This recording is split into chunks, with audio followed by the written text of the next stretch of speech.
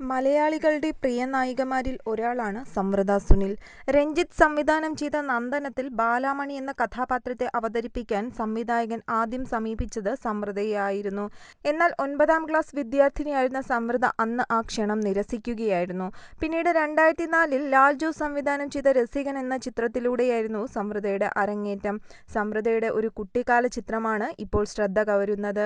പുഞ്ചിരിയോടെ നിൽക്കുന്ന കുഞ്ഞു സംവൃതയാണ് ചിത്രത്തിൽ കാണുവാനാകുക. മലയാള സിനിമയിലെ ഉയരം കൂടിയ നായികമാരിൽ ഒരാൾ കൂടിയാണ് സംവൃത.